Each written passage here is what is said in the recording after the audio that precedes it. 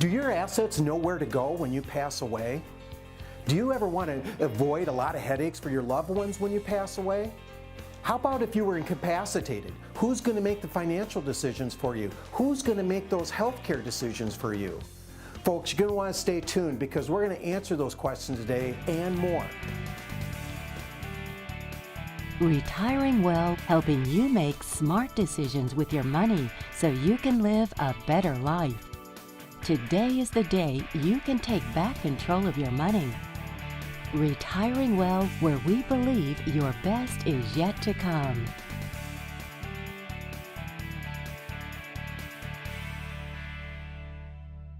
Hi, welcome back to the show. Listen, today we're going to be talking about estate planning, and I'm joined here by Mike Swager with Swager, Bruce, and Millar. Correct. Right, local law firm here right in Traverse City, Michigan. Mike, let's get this started, but when it comes to estate planning 101, let's put it that way. Sure. What are some things that are necessities in that plan? Estate planning, we talk about things such as wills, trusts, deeds, powers of attorney, healthcare powers of attorney, durable powers of attorney, documents that put your ducks in a row. Okay. What are the things that I'm trying to accomplish with all those documents in an estate plan? Number one, I think you want an effective process to transfer your assets from you to your loved ones or your beneficiaries once you pass away. Number two, I think you would like to do that in a cost-effective manner. We often hear about the trials and tribulations of probate court. Probate court often works well. It is a process. It's expensive. You get to pay lawyers like me to administer that. So if you can avoid that process and avoid paying lawyers, some people put a smile on their face when they hear that. That's something to do. Those are some ideas. You want to plan for events that may happen that you don't anticipate. Somebody becomes incapacitated. Maybe they have dementia, or they lose their consciousness in a traumatic accident and have a brain injury. Have we got documents in place so that we can continue effectively administering their life, such as with a healthcare directive or a durable power of attorney? So those are the sorts of things we look at. We look at tax issues, tax avoidance issues, administrating your assets when you pass away. Okay, so let's talk about this probate thing. I gather, so we're trying to avoid probate. Give me a better picture of what probate looks like. Sure. You know? When you pass away, you still own your property as a basic proposition in life. So let's take an easy example, your house. You own a house, if you own a house, and when you pass away, you still own that house. How do we now transfer that house from you to somebody else, either a third party or your children? With a will or no plan at all, we have to have a referee to administer that, and that's called the probate court. So if you still own assets after you've passed away, we need a process to transfer those assets from you to somebody else. That process is called probate, and that's where the probate court becomes involved. One of the things we look at is how can we avoid that process? And one of the measures we do to avoid probate is to create a trust for people. And with a trust, you legally transfer your ownership from you to this document called a trust. And we're going to illustrate that with some props in our next segment, I know. But we're going to show people how you are still able to live your normal daily life with no change in how you live your life. But when you pass away, your assets then are transferred to other people without the necessity of going through the probate court, without the necessity of paying lawyers to probate assets, and with freeing yourself from the fear of such things as, is Medicaid going to take my house? We plan for things like that so that you can rest easy in life knowing that you've got a plan, knowing you're going to avoid probate, knowing there's going to be an effective way to transfer your assets with the least costs, the least taxes possible, and the least headaches for your loved ones. Now, Mike, I'll have people come in the office and I'll talk to them about estate plan and say, do you have an estate plan, right? And I'll have somebody come back and say, well, I've got a will. Yeah, I've had this will I've had for 10, 15 years. My understanding is that just a will in itself is not necessarily a good estate plan, right? It's one of the ingredients. For some people, it may be totally fine. If it's 15 years old, it's probably worth somebody looking at it again to make sure it's up to date. Has there been situations that have changed in your life? Have laws changed? Do we need more documents than just a will, as we talked about? Right. Healthcare power of attorney, a durable power of attorney, a deed. Is there a way we can transfer assets from you to other people at your passing simply by a deed? Well, the answer is yes, depending on your situation in life. Is it time now to consider a trust? When you did the will, were you young, didn't have a whole lot of assets, and now you've gotten to a point in your life where, you know what, I've accumulated more assets. Perhaps I have an interest now in making sure I can protect those assets for my children, for example, in a way that their creditors aren't able to get at them, or their divorced ex-spouse can't get at their inheritance. Those are the types of things now people start looking at towards their retirement years, and as they accumulate wealth, that's where the world of trusts start to come into play in a real substantive manner. All right, well, we're going to break here for a moment, but when we come back, we're going to dive into this a little bit more because I want to talk about more specifically about how these trusts and how they work and what they look like, okay? Absolutely. So please join us again.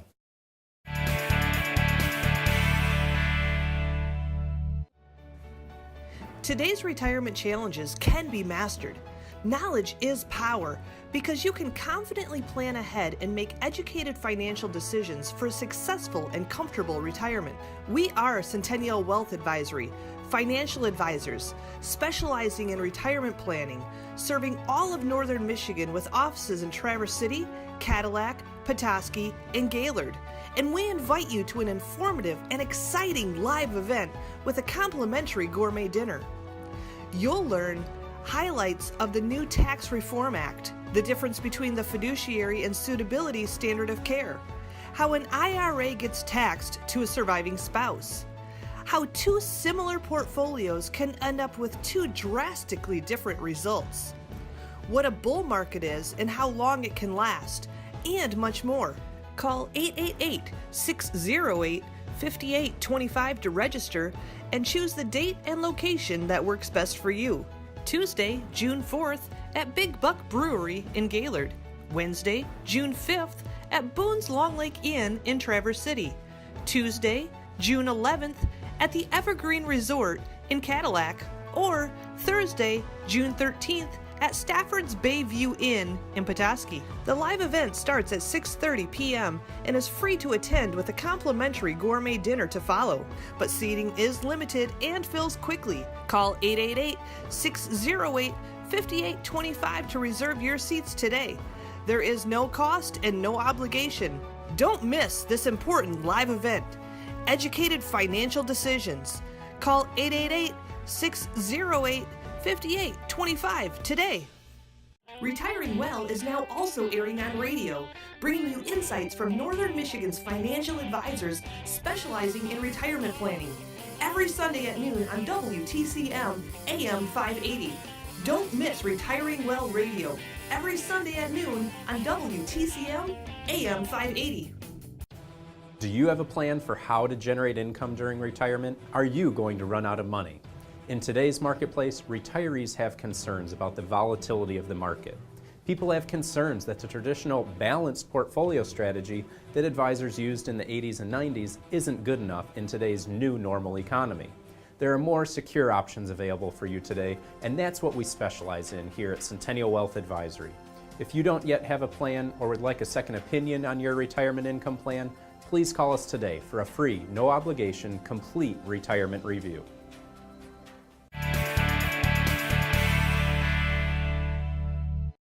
Hi, welcome back to the show.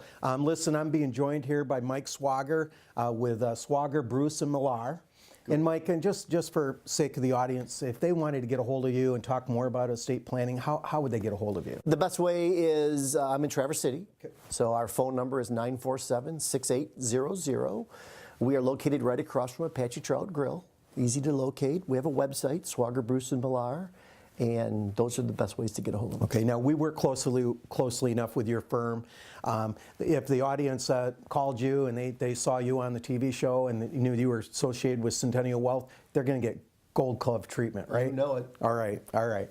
Well, last segment we were talking about estate planning, and probably one of the what goes into a really good estate plan is avoiding probate, right? Right.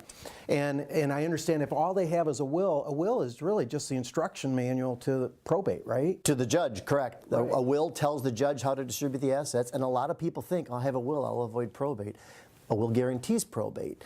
The only difference is with a will, you're telling the judge how to distribute your assets, and without a will, the judge is distributing the assets according to what the law is, whether you like that or not. Right. Could it be best said that if a good estate plan is when the will never even sees the light of day, right? Because Correct. that means it never went through probate. That's right. All right. That's what we're looking to do. All right. Now I see you brought this nice little box here. Holiday season, I wanted to bring some props. Right. And I understand it's to illustrate how trusts work. It's exactly. So remember again, generally speaking, even though you can take them with you, your stuff, when you pass away, usually you still own your stuff when you pass away. And therefore, the probate judge is the one who takes your stuff, your property, your personal possessions, your house from you and distributes it to other people, either pursuant to the will or not a will. If we create a system so that you no longer legally own your possessions, and we put them in a trust, then when you pass away, you don't own anything. And now there's nothing to probate. We open up the trust. What is ever inside the trust, we distribute that based upon the written instructions of the trust. And so for the holiday season, Larry, I got you a trust. Appreciate that. Larry's trust, right? Thank you. Shall we see what's in it? Yes. All right. So this is just the way to illustrate how the concept works.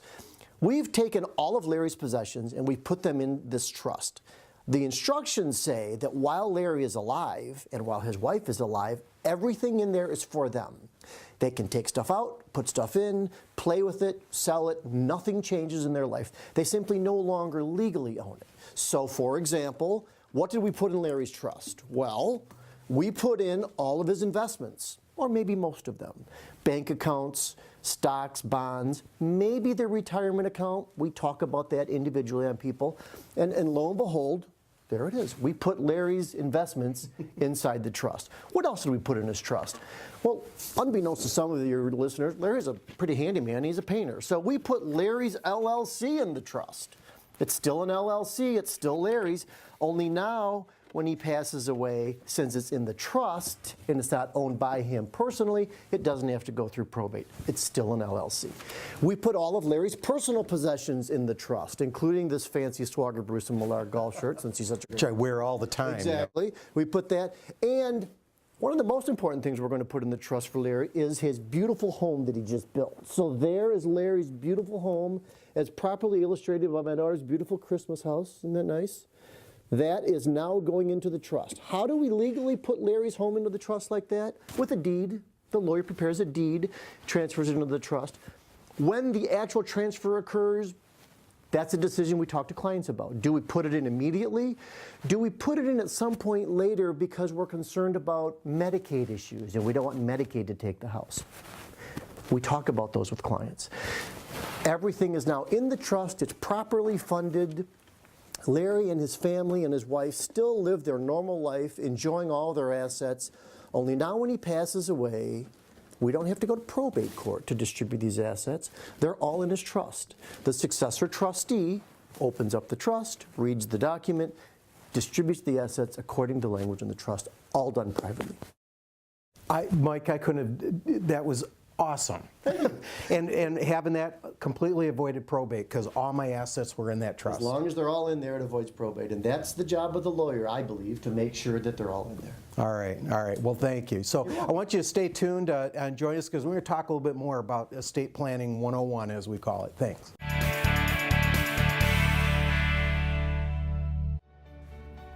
Today's retirement challenges can be mastered. Knowledge is power because you can confidently plan ahead and make educated financial decisions for a successful and comfortable retirement. We are Centennial Wealth Advisory, financial advisors specializing in retirement planning, serving all of northern Michigan with offices in Traverse City, Cadillac, Petoskey, and Gaylord. And we invite you to an informative and exciting live event with a complimentary gourmet dinner. You'll learn highlights of the new Tax Reform Act, the difference between the fiduciary and suitability standard of care, how an IRA gets taxed to a surviving spouse, how two similar portfolios can end up with two drastically different results, what a bull market is and how long it can last, and much more.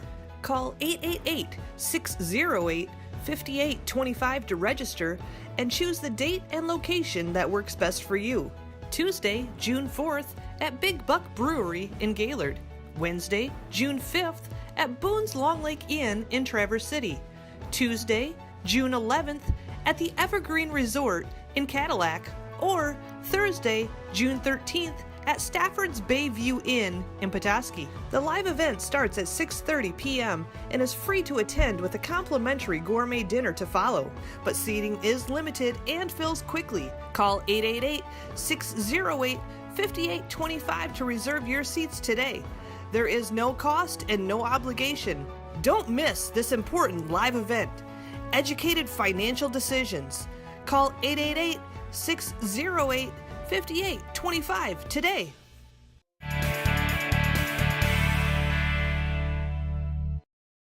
Welcome back. Again, today we're talking about estate planning. I'm joined here by Mike Swager of Swager, Bruce & Millar, all right, a local law firm here right in Traverse City, Michigan, City, right? exactly. Mike, we talked in the first segment about, what goes into a good estate plan, really just trying to avoid probate, right? Correct. And then that second segment, we talked about trusts, right? How those work, and I appreciate you bringing that box in and kind of illustrating that for us. But what I want to talk about in this segment is, let's talk about those other documents that go into an estate plan, all right? We've talked about the trust, maybe a will, but I understand you talked in the first segment when somebody's incapacitated and they want somebody to make financial decisions for them, right? Right. Who's that going to be? Right. Well, let's talk about that. The documents we're going to talk about now, frankly, are the most important documents for the viewer and the listener because these are the documents that are going to come into play while you're still alive. One of them that most people probably hear about is the healthcare power of attorney, commonly referred to as the living will. In other words, I've become incapacitated, whether it's because of dementia, Alzheimer's, a traumatic accident, and I'm in a coma, and I can no longer effectively communicate to the doctor, who is therefore going to make the medical decisions on my behalf. That's what a power of attorney document is. It is a document that sets forth what my medical directives are. By the way, I've already made those decisions. I've already made the decision as to whether, for example, I want the plug pulled, right? I've made that decision, but now I've appointed somebody to make that decision for me and to communicate with the doctor because I can no longer do that because I'm in a coma, for example. Spouses commonly pick their wife or their husband as their primary agent for that purpose. Then it's always a good idea to name a backup or two.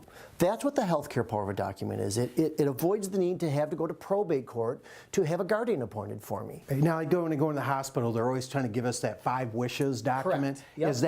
Is that the same thing? Very similar, very similar, exactly, yep, and that's good to have too. If you don't have a proper estate plan and you're at the hospital, fill out that 5 wishes by all means. All right, Absolutely. gotcha. So if I'm incapacitated and I can't make my own health care decisions, Right. that's where a living will come into play, Correct. right? But there's also the situation where I'm incapacitated and I can't make financial decisions, right? Well, right. I am incapacitated, but unfortunately life keeps going on. My mail keeps coming, I have to do my banking, I have to file my taxes. Maybe the reason I'm incapacitated is because I was hit by a drunk driver and I'm in a coma and somebody needs to sue on my behalf. So who's going to conduct my daily activities of financial living? That's the durable power of attorney. Gotcha. Oftentimes the same person is the agent. Maybe it's the spouse.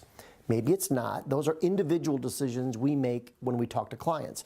But it's somebody who is there to continue my daily financial activities, talking to you, for example, about my investments, because I can no longer do it. And now we don't need, hopefully, to go to the probate court and have a conservator appointed for me. I've already put those 2 documents in place in the event something should happen to me that I'm unaware of.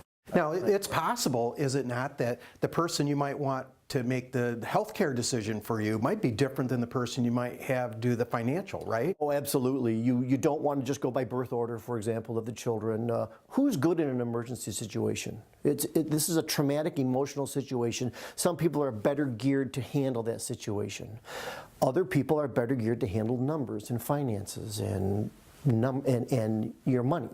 So you really do need to put some thought about who am I going to put in these positions of authority on my behalf should something happen to me. That's a great. All right. And then, Mike, I hear this term out there called ladybird deed. You know, we've talked about this when we're talking about estate planning.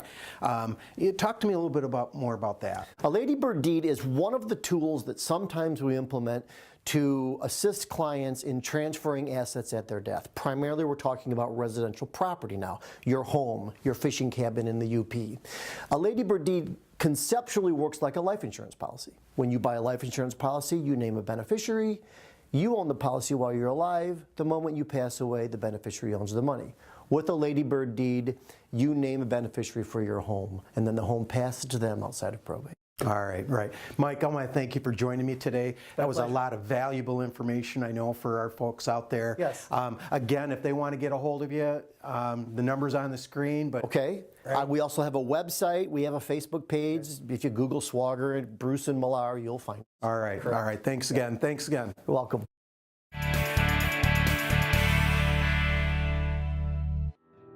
Your grandchildren are precious to you. They are your life. This is your time to have that special relationship. Taking care of yourself is taking care of them. Centennial Wealth Advisory is offering a free, no-obligation retirement review to make sure you don't run out of money during your retirement. Centennial Wealth Advisory. Your best is yet to come.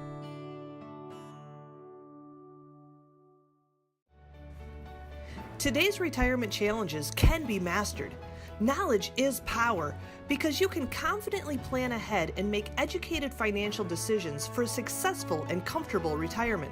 We are Centennial Wealth Advisory, financial advisors specializing in retirement planning, serving all of northern Michigan with offices in Traverse City, Cadillac, Petoskey, and Gaylord. And we invite you to an informative and exciting live event with a complimentary gourmet dinner. You'll learn highlights of the new Tax Reform Act, the difference between the fiduciary and suitability standard of care, how an IRA gets taxed to a surviving spouse, how two similar portfolios can end up with two drastically different results, what a bull market is and how long it can last, and much more. Call 888-608-5825 to register and choose the date and location that works best for you. Tuesday, June 4th at Big Buck Brewery in Gaylord. Wednesday, June 5th at Boone's Long Lake Inn in Traverse City. Tuesday, June 11th at the Evergreen Resort in Cadillac. Or Thursday, June 13th at Stafford's Bayview Inn in Petoskey. The live event starts at 6:30 p.m. and is free to attend with a complimentary gourmet dinner to follow, but seating is limited and fills quickly. Call 888-608-5825 to reserve your seats today. There is no cost and no obligation. Don't miss this important live event. Educated financial decisions. Call 888-608-5825 today.